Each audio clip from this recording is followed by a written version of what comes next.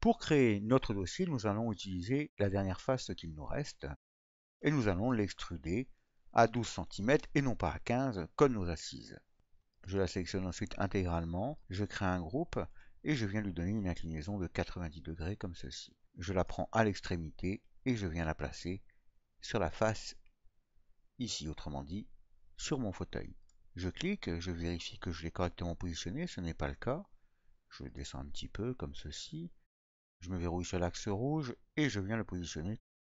Ce qui m'intéresse, c'est de voir la hauteur de mon dossier par rapport à la hauteur de mon sofa.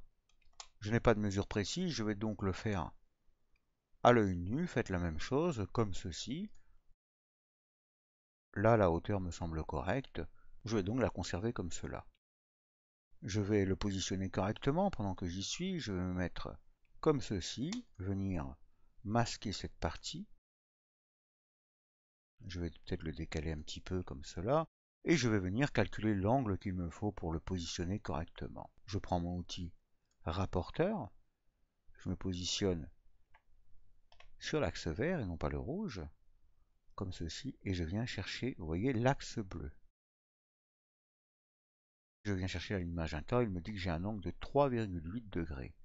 J'appuie sur échappe, je désélectionne mon outil, je prends l'outil déplacer, afin de faire une rotation par le centre, je clique, et je viens donc lui donner un angle de 4 degrés.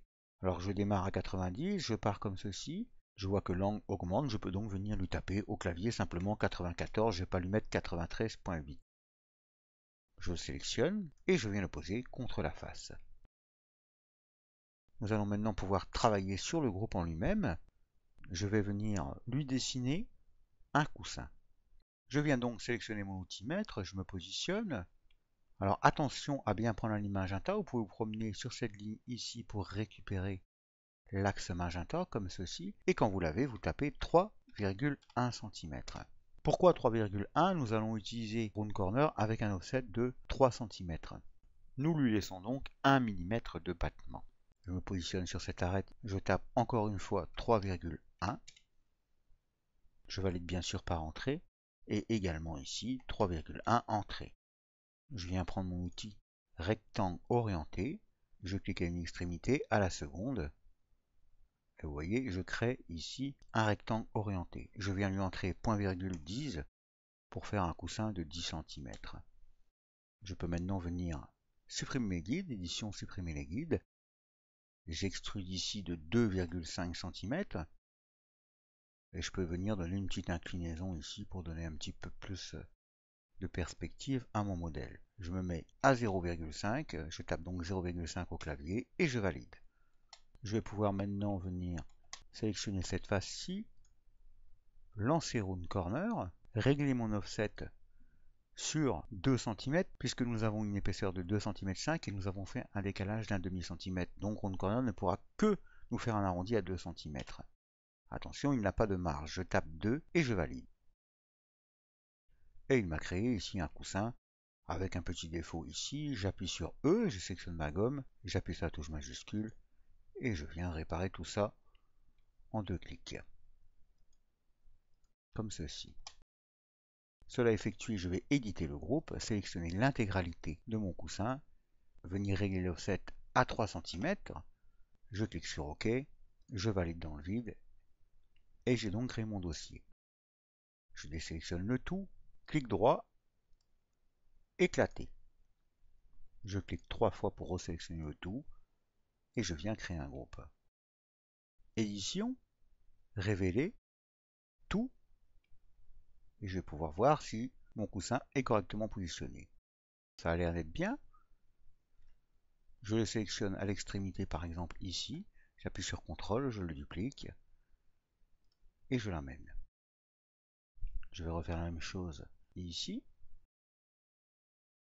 et j'ai donc créé mes 3 dossiers. Ils ont l'air d'être correctement positionnés. Je vais avoir besoin d'un dossier que je vais devoir retourner. Je vais donc zoomer, venir dupliquer toujours en appuyant sur la touche CTRL avec l'outil déplacer. Je duplique mon dossier. Je prends mon outil faire pivoter. Je me positionne sur l'axe bleu. J'essaye de trouver l'axe rouge comme ceci, je clique et je viens lui donner un angle à 90 degrés. Je valide et j'ai donc correctement positionné mon dossier. Je viens me verrouiller sur l'axe vert et je positionne mon dossier sur la face. Je viens ensuite me positionner correctement, je clique sur affichage, géométrie cachée. Je le sélectionne par exemple, peut-être un petit peu plus haut quand même, par exemple ici, et je viens cette fois-ci le déplacer en me verrouillant sur l'axe rouge. Voilà, je viens voir ce que ça donne comme ceci. Ça me semble pas trop mal. Je vais pouvoir maintenant venir réduire cette partie-là. Je viens chercher l'arête inférieure. Ici, je clique. Je vais dupliquer ce coussin en me verrouillant sur l'axe rouge. Je prends l'outil échelle, j'appuie sur la touche E et je viens l'agrandir dans les deux sens. Ne vous trompez pas d'arête. Et nous allons dupliquer tous nos dossiers en les sélectionnant, déplacer, CTRL, je les duplique, je les positionne. Une fois que c'est fait, je prends l'outil échelle, je viens les mettre à la mesure et je continue comme ça jusqu'à ce que j'ai terminé de positionner tous mes dossiers.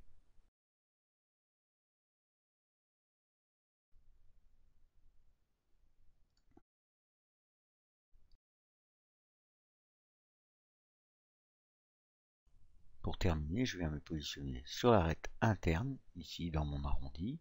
Je clique et j'ai positionné correctement mon coussin.